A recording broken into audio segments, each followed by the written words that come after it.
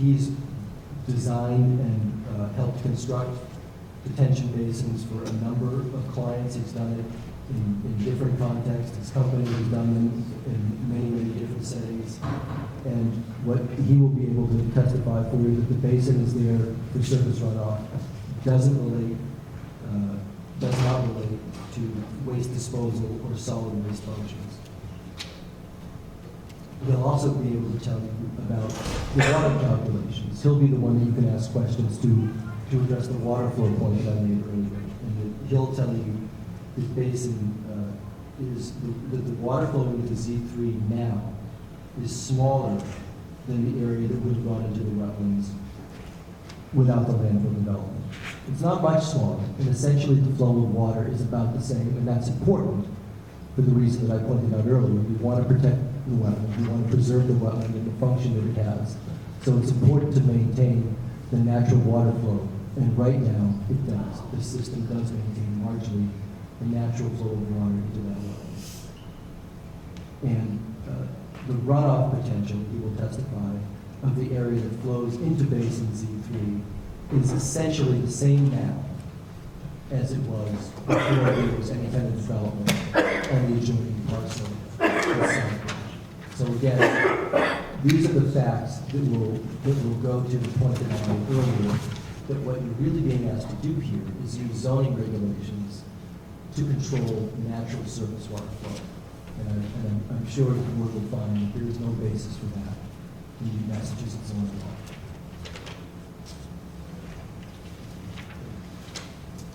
In addition to the factual steps that were made in the cease and desist order, there are also legal errors. Mr. Lombardo's letter treats stormwater management as if it's a land use that's subject to regulation by the zoning board. It's not. If no one does anything, stormwater is going to continue to run off of the land. There isn't any use that's occurring from stormwater. Admittedly, there are some features on the landfill that direct it, and that's mainly to control it so that there's not erosion, there's not excess sediment. I mean, they're essentially environmentally protective measures. But the water that hits the landfill that would flow onto this property anyway is what gets there. There's certainly no more, there's slightly less. In Charlton, as this board probably knows, there is a separate stormwater bylaw that governs. It's not the zoning bylaw that governs stormwater flow, it's the stormwater bylaw. These basins comply with that law. And the Charlton zoning bylaw is enforced by the Conservation Commission, and that's why I pointed out earlier that these basins were developed in conjunction with proceedings before the Conservation Commission. It was done legally, it was done in and largely approval and support of the Conservation Commission.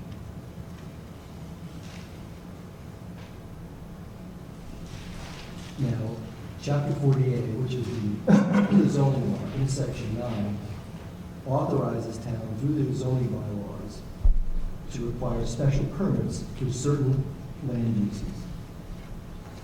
And I would quote here that zoning ordinances or bylaws shall provide for specific types of uses which shall only be permitted in specified districts upon the issuance of a special permit.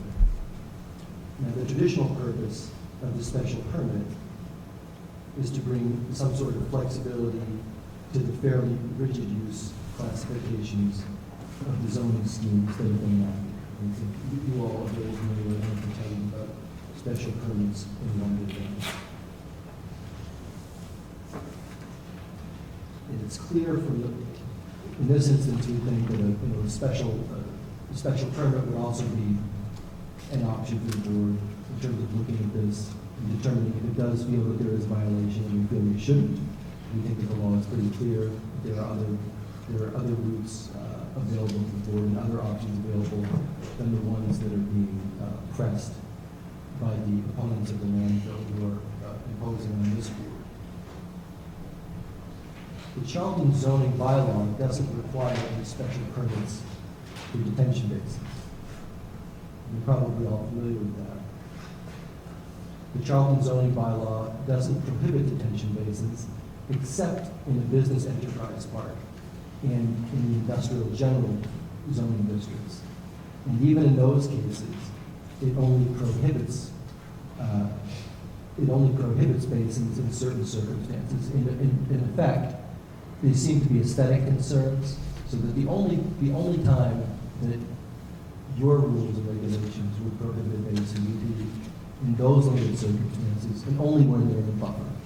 And that appears to be for aesthetic purposes.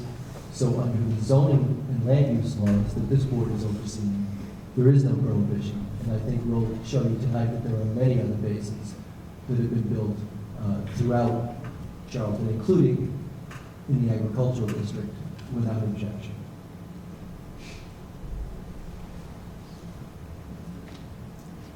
But one of the things that the proponents of the enforcement order have behind them is that they're seeking to have this board somehow reach across the town boundary into Southbridge in order to either make more difficult or impossible unauthorized, illegally authorized by state and local law land use. There isn't any power to do that. We don't believe that this board intends to do that, despite the reasoning behind the supporters of the zoning enforcement order.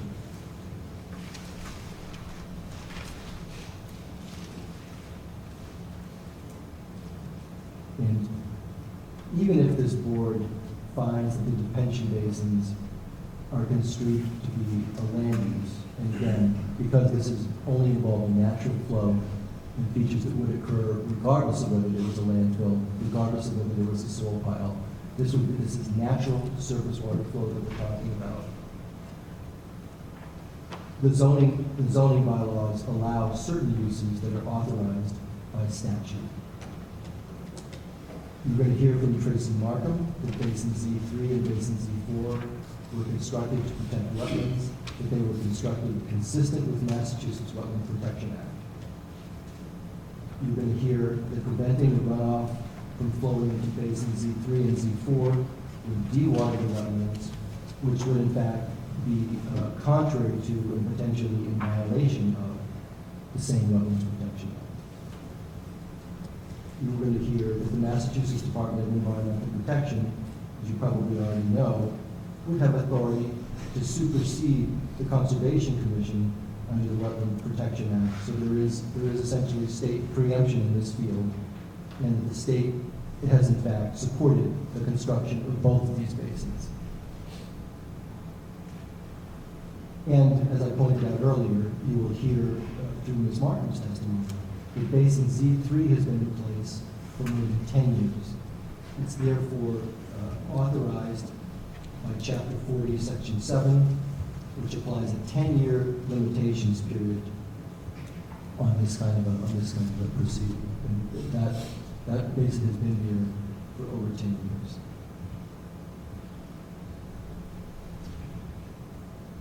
Basin Z3 simply is not part of the landfill. The letter that was written by the zoning enforcement officer with the citizen's request for enforcement cites to SRD's statement that Basin Z3 is necessary to control stormwater as part of the existing facility. But that was simply a quote that was in a letter. It was a restatement of a position taken by another party, by a state regulator. That was not a position of SRDP. That kind of language is inaccurate and shouldn't be misused by this board. The Charlton zoning bylaw defines an accessory use, but it doesn't list detention basins as an accessory use, something that we also think is relevant for this board as it rules tonight.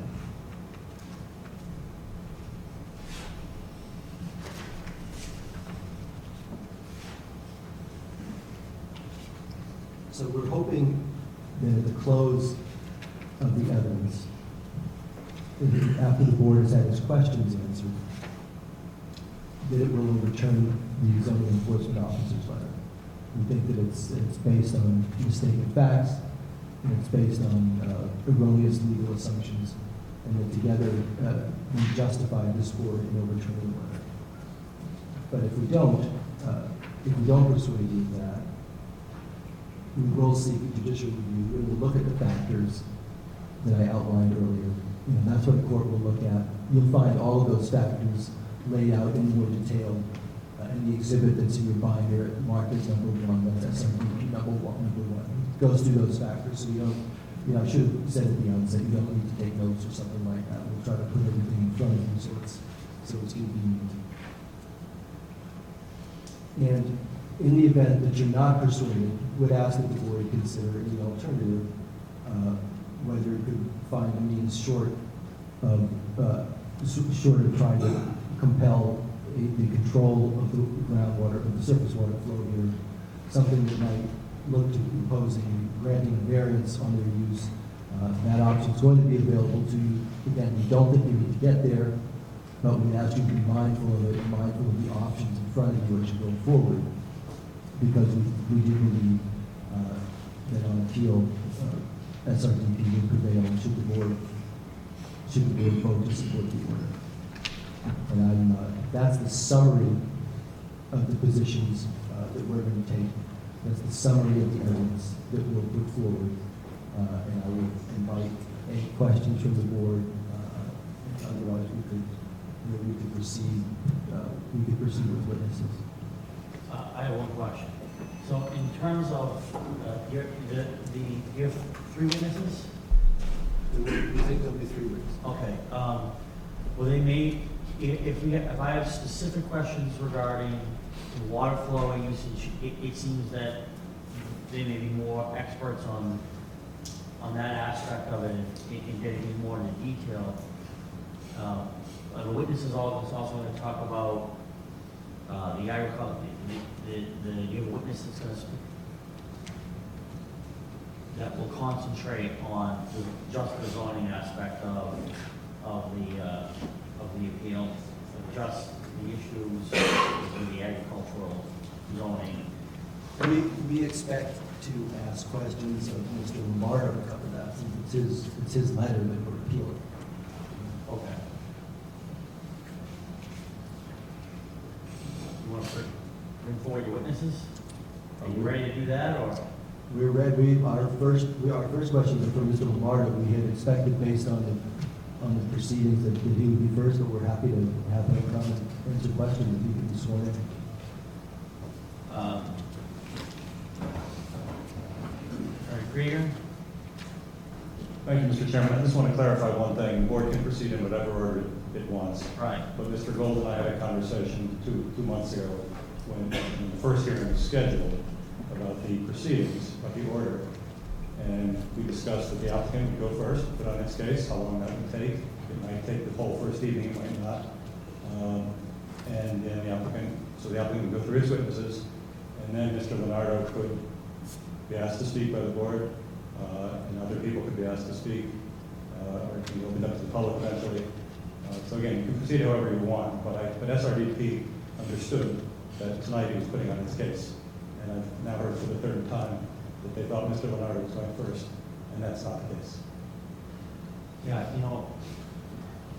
my preference would be to hear from your witnesses first, just for the matter of time and not having to stop. We're already after 8 o'clock. We only have the spot till 9:30. With all due respect, I think that in order to present the most coherent story for the board, it's going to be better to have Mr. Leonardo come first. It is his letter that we're appealing. I think it would be helpful for the board. We have questions for him. If the board doesn't want to make him available or somehow wants to excuse him, but that's, I think. No, I mean, he's gonna get up. He's gonna say he's gonna be up here. I'm not asking him to speak without it. I'm only asking him to answer questions. Sure, I mean, but do you? I don't have some clarity of what's going on here. What is being in violation? I still have no idea. That's why we think Mr. Leonardo should speak so first. I'm in the, I'm sort of agreeing with this. Rob? Okay. Mr. Leonardo, do you want to come up and the board wants you?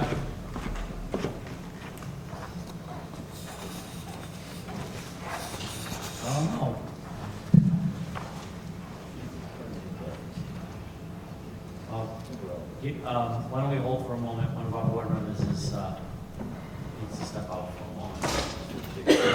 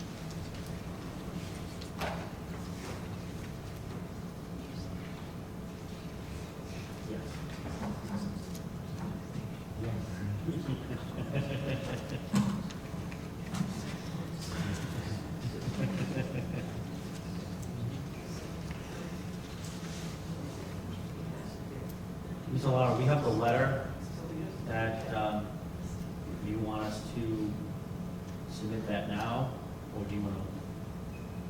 Your pleasure.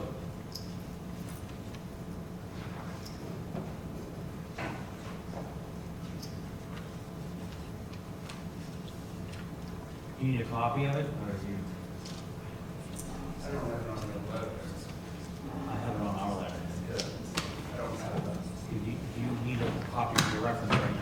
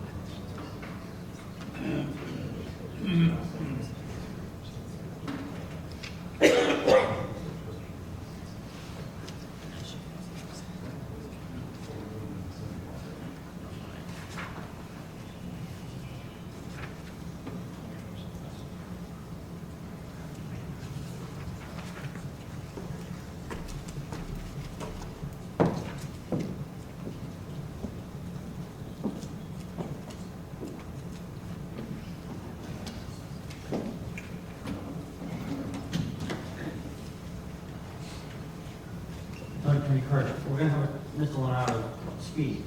But what I'd like to do is, if he's just gonna put his position on, if we have questions for him initially, we'll ask, but I don't wanna do a cross-examination with him.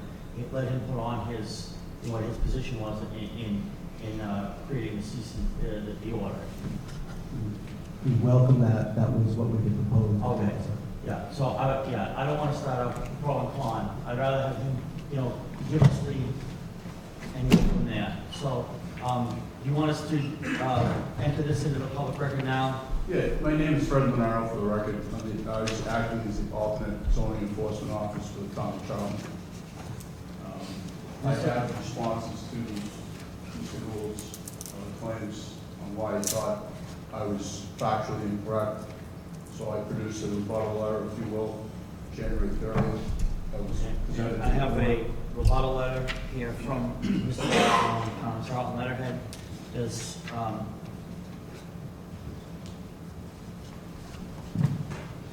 anyone want to make a motion to accept this in the public record? I'll make a motion to accept this into the public record. It's a letter on Charlton letterhead dated January 30th, 2017, and it's to the chair of the zoning board of appeals and Mr. Lombardo. Bob, did you have a question? Yeah, Second by You don't have it. December 21st, is that? No, this is another one. This is This something got one in new. his hand. This is new, that copy. I don't have it. No one's got it. Okay. Is there a second on that? Second. So all in favor, say aye. Aye. Okay, so Pass it down. he's gonna be talking about that letter He's been right. rather than the letter of November 25th. This is based on, Is that something that could be supplied to SRPD with? oh yeah, seeing we have Mr. big Jones? copies.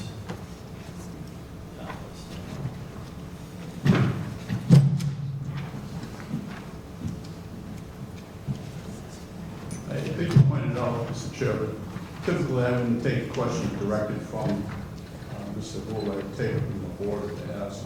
Right, so that's why, yeah, so we want you to, give us the rundown from you. If we have questions for you, then we'll go from there. Well, my pleasure would be to review the letter, at least take a look at it before to go directly to his claims.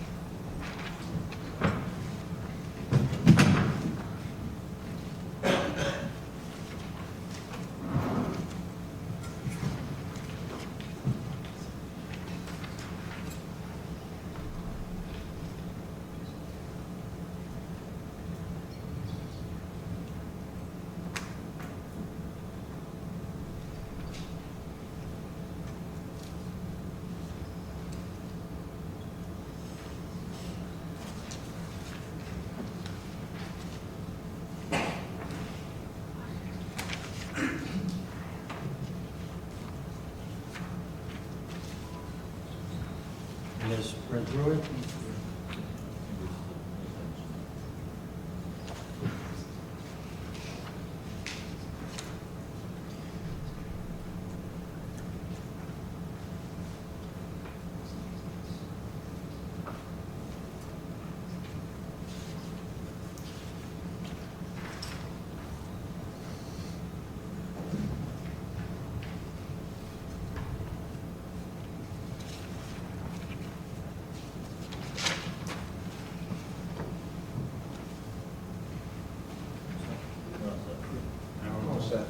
So, I don't know, do you want to just summarize for the record what the letter says? Do you want to just take questions from us? Well, it's a lot to digest in one night, so I wouldn't expect taking a full letter in one reading at the time of the meeting. I wouldn't, that's asking a lot of the board. I wouldn't expect that.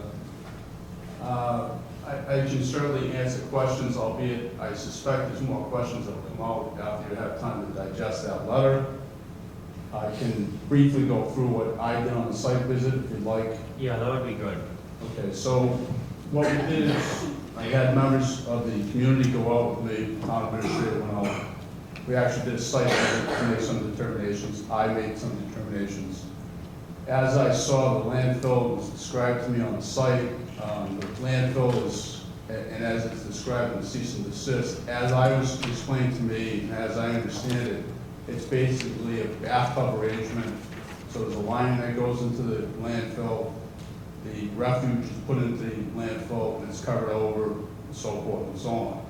So what I saw is that the landfill actually encroaches the boundaries of Charlton, and there was actually trap rock and culverts directly towards Charlton, which then went into the catch basins. So, looking at your bylaw, I try to make a determination to, well, a couple of things. One, is it landfill an allowed use under Charlton's bylaw? Nowhere in the bylaw did I see that that was an allowed use. So I also looked at whether a catch basin could be considered an accessory use to the main use. You could have that argument too. In this particular case, again, looking at your bylaw as an accessory use, I saw no landfill and catch basins. I didn't see anywhere in the bylaw that would allow that as a by right use. One of the things that were brought up is there may be some grandfathering. As I understand, your bylaw was introduced in 1987. I don't understand that the landfill was introduced prior to 87. My understanding was made sometime after 87, so it doesn't predate your bylaw. What the crux of the matter is whether it's an allowed use or not. As far as I was concerned, I don't see it, again, as an allowed use under your bylaw. It doesn't rise to the level of grandfathering. There was some mention of the 10-year grandfathering. The state zoning ordinance has actually changed recently, that a structure has some grandfathering rights if there's no legal or legal action taken against it. I maintain that this isn't a structure per se, so it doesn't have that grandfathering right. Even if the structure had the right, which I don't believe it is a structure, it's the use. So the use doesn't guarantee grandfathering. In this case, it's a non-conforming use. Along with that, Conservation Commission, there was public hearings or whatnot. I don't factually disagree with that. They have no jurisdiction to make a zoning determination. So they're looking at what they can look at. So they're trying to conserve water going into catch basins, including water, blah, blah, blah. They have no jurisdiction on a zoning determination. So they wouldn't have the authority to do that. Whatever they did it as an independent board. So I looked at that. That's kind of a brief synopsis of what I looked at. Some of the natural, you're hearing about natural flow of water. Well, there is no natural, it's gravitational flow, certainly. And the gravitational flow is based on the fact that the land can alter. So the water is forced that way. It's not a natural flow. I mean, I didn't see anything if the landfill wasn't there, certainly it wouldn't have been mounted to the extent that it was now. So I would kind of disagree with some of those statements. That in a very short statement is a synopsis of what I looked at when I went out there. Bill, do you have any questions? Yeah, when the landfill was built, these catch basins were part of the project? Is that correct? I couldn't tell you when the catch basins were built. It sounds like one was built in 2005 and one was built 2 or 3 years ago. So, yeah, you wouldn't know. So this was, just on record, it wasn't part of the project. Somehow the landfill got spilled up into Charlton. In some areas, I see borders, landfills into Charlton. Right, I would agree with that statement. And these basins were built as part of this landfill, I suspect, right? I would agree with that statement. To contain the use of the landfill, the catch basins were required. There wasn't a natural flow of water. No, right, so this was part of that landfill. Nobody suspected anything at the time when these catch basins were put in? Well, let's step back a minute. From a practical matter, zoning is typically, and zoning enforcement is typically done from a complaint. It's generally complaint driven. So unless the town had reason to believe that there was a violation of the use, in this case the catch basins, it may not have brought forward by anybody. Somebody in the town may not have looked at this as a complaint or a use violation. That's not untypical. Has this landfill changed in its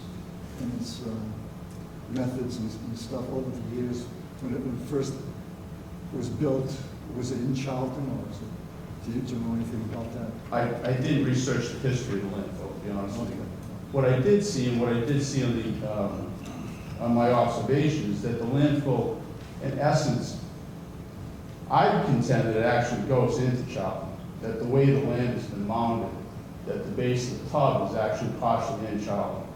You can't tell the elevations here, but by the lines, we can tell it's in Charlton, yes, on the border lines. Okay, well, further, things will develop as we go along. I'm sure they will. Do you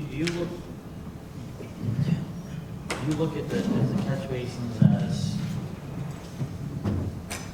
so you look at the basins as necessary for the operation of the landfill? Is that how you looked at it? Absolutely. Because you're directing the water, it's not again, I'll state this because it was stated many times tonight, it's not a natural flow. The earth, the mounding was altered, predominantly not in Charlton, I'll give you that, but there is some deviation of land, there was some buildup of land that borders, in fact, I believe, to be in Charlton. So you altered the land for the use that created the flow of water.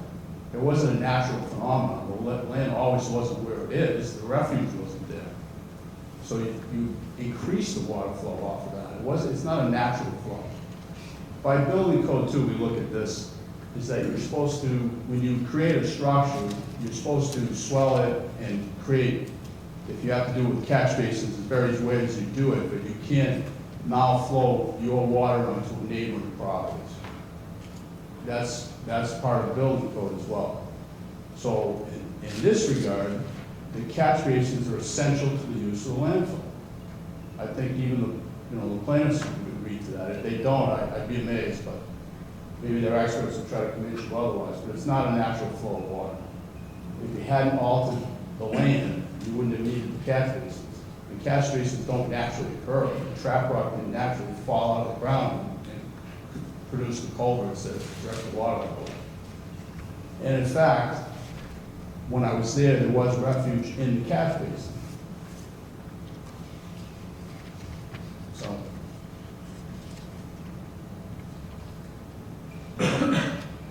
Speaking of one quick question. Sure. You say, well, they say one basin was built in 2005, the other was built in 2015, is that correct? I believe? 14. 2014. So my whole issue is, normally when you go through building a site like this, you have your roads, you have runoff from your roads from changing the existing land that was there. So over the years, there obviously had to be an issue to why they added another basin in 2014 and not built it at the beginning of the project. So there had to be some sort of runoff, some sort of issue they had that they, either DEP or somebody wanted them to put these basins in, and really, why was that? Well, That's my question. typically, and again, I don't claim to be a civil engineer, I don't claim to have the expertise that a civil engineer would have or have. Typically, you would create the catch basins to catch the water, and you would mound, so what they've done out there, they planted seed and grass along the bankings above the catch basins. And then they produced a trough, if you will, they brought trap rock in with a culvert that actually takes the runoff from the landfill and directs it towards the catch basin. If they didn't do that, what would typically happen is you'd have a washout. And in this case, I suspect if you allowed the washout, the tub effect in the landfill would then disintegrate into chop. So they're part and parcel. You can't have you can't operate the landfill, in my opinion, without the catch basins. So they're paramount to have the catch basins in this particular case. And the alternative, if you had pushed the landfill back away from the land in Charlton, yes, you may not have needed catch basins in Charlton, you would have been able to do it in the town that it's actually located in. So again, it's the alteration of land that's created the issue here. It's not a natural flow. I would contend that there's no natural event here at all except the gravity. It's a gravitational flow, I would give you that.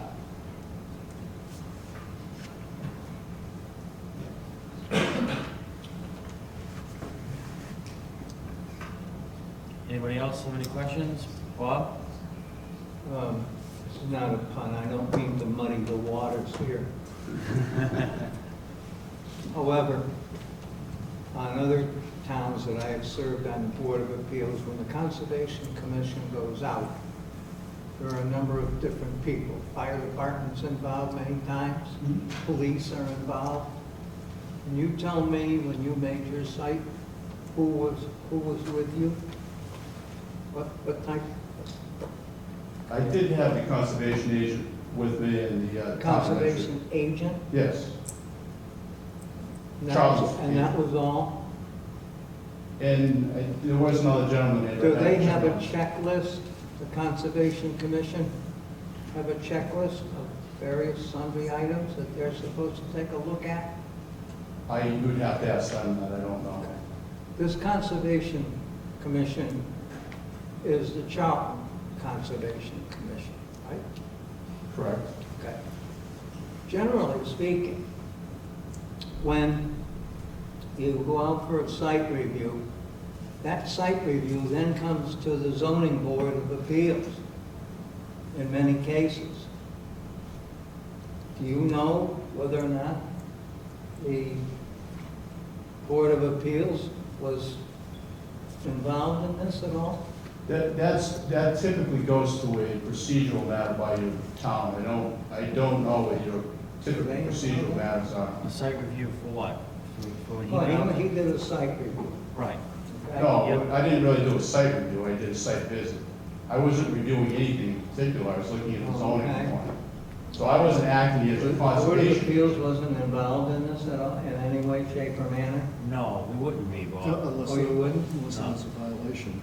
Right, so he was determining whether or not there was a violation as the Correct. zoning enforcement officer. Okay. That was based on a zoning complaint.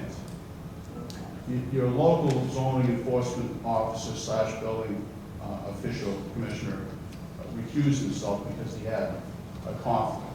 That's the only reason I was brought into the discussion. I work full-time in a different town procedurally. Oftentimes, if the conservation agent, conservation commission is brought up, we review the zoning for that. That's a procedural thing over the town. It's not necessarily a statute. On the basis of the information I've heard from the plaintiff's position is that the Conservation Commission approved this, Correct. and you're saying that they don't have the authority to grant this? They have the authority to act on the catch basin, but they don't have the authority to act on the zoning component of it. They have no jurisdiction to determine whether it meets your zoning bylaw or not. Much as the zoning board has no determination on the conservation requirements. You can't hear on conservation issues. You don't have the purview for that. You don't have the authority legally or otherwise to do that. They're two independently separate boards. This board is not here to hear the conservation issues. You have no jurisdiction on that. It's not legally within your rights to do that. You can certainly suggest to the Conservation Commission different issues, so if they hadn't come in front of the board, you can certainly have made a suggestion. I do not know historically if that ever happened. Well, what I've heard tonight, I may have got the wrong side of it, of the issue. But the plaintiff is saying, as one of their points, is that the Conservation Commission approved this. That's correct. And you're saying it's no. I'm saying they can approve it for conservation. They have no legal right to approve the zoning component of this. Right. Yeah. Okay. Thank you. Gentlemen, any other questions?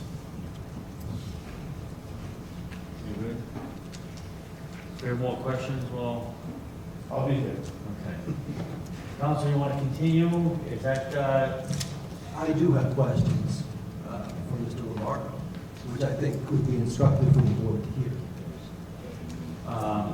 While he's here, I don't think it will take very long. If you're going to ask me questions, I would ask that you ask them to the board, and I would see if they feel fit to ask me the question. yeah, you typically, you know, we wouldn't have the applicant ask the zoning enforcement officer directly. I'm happy to proceed as you want. I think it would be Yeah, efficient if you heard the question and you can allow it or disallow it, but we'll do whatever makes sense. Yeah, we for the feel board. that it's important to the overall discussion, I think, then we'll ask Mr. Bernardo, if the board doesn't feel like it's important to their decision-making process, then that will be up to them. Okay. I would agree with that.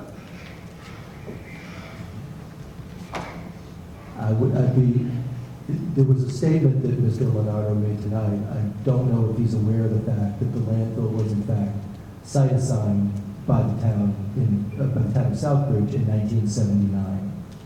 And if that would change his position on what he's talked about tonight. What did you just say?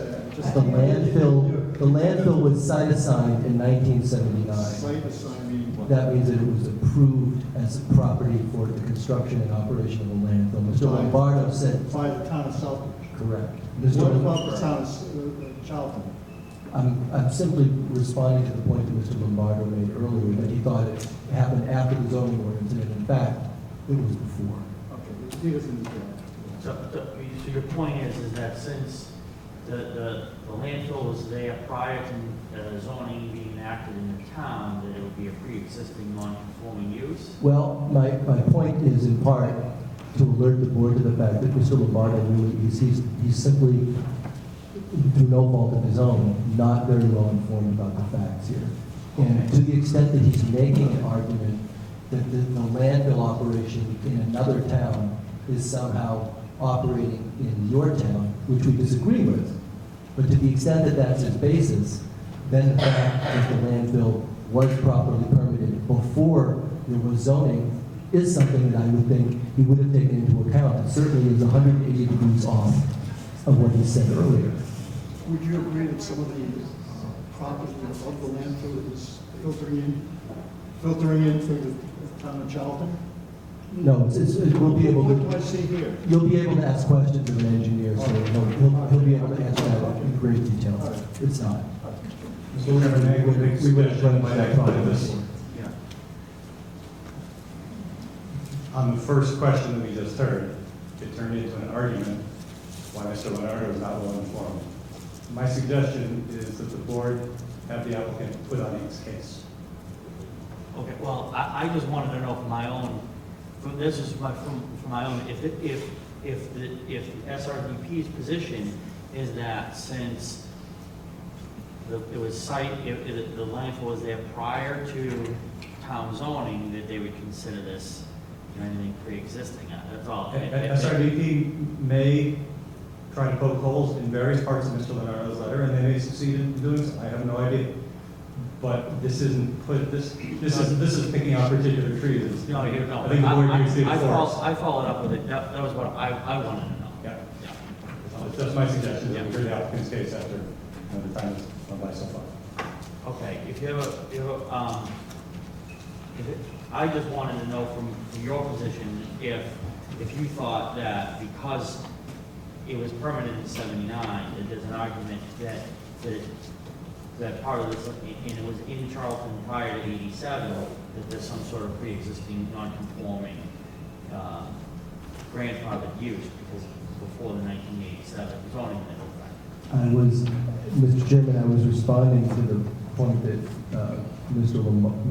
Leonardo made tonight, because he said that he thought the landfill was permitted after the fact. That's just, it's wrong. Yeah, and that, And to the- I'm asking you, Council. I understand. Yeah. And to the extent that that's relevant to his decision, and I'm assuming that he wouldn't be presenting it tonight if he didn't think it was somehow relevant, if the date wasn't relevant. Well, the date's wrong. And to the extent that the existence of the landfill at or before the time that the zoning was enacted in Charlton is an issue, it's something that I think the board needs to know, that in fact the landfill had been in operation for years before zoning was enacted in this town. And How many questions do you have right now? I don't have many. I can go through. I mean, it had been our expectation that it would be helpful to the board to hear more of a colloquy with Mr. Leonardo than to have him just sit down, because it is his letter that we're responding to, and you know, for better or for worse, there are a lot of things that are just wrong in the letter, and I think if the board could hear it in his own words, it might make it easier for your deliberation. But, you know, from my perspective, and I don't know how the board feels about this, if Mr. Leonardo has items in his letter that you feel that are factually inaccurate, that's fine. And I want you to bring that to light. I don't necessarily need to have a question and answer with Mr. Leonardo for you guys to say, hey, listen, I think that Mr. Leonardo is incorrect in this matter, and I think that you should look at it a different way. So, you know, maybe it might be a better idea to just continue on and just point out those things that you think that might be incorrect. I don't think it's going to be helpful. I know it's not going to be helpful for me. I don't know about the rest of the board. I get what I need from Mr. Leonardo at this time. As things develop, I'll have more questions for him. But we have So, I think, yeah, let's continue on with your part of the, Okay, if we could take 2 or 3 minutes, we'll get set up and we'll. Yeah, absolutely. Yeah, thank you.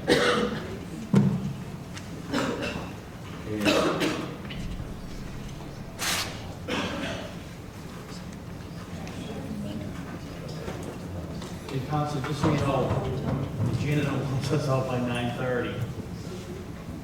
If it's easier to come, we can go quickly with our witnesses, but we're not going to be done tonight. We might get to That's one. fine. Yeah. We might get to one. We'll Or we can schedule come back next and put them both Tuesday as on- well. We can put them both on next Tuesday. If that's, it's up to you. I mean, we can be ready to roll and just put them right out. And If we could start right at 7. we won't be able to start at 7. We have another application that we're going to do first at 7 o'clock on Tuesday. It's going to apply for variance. We won't be able to get started probably. What time do you think we'll start? Yeah,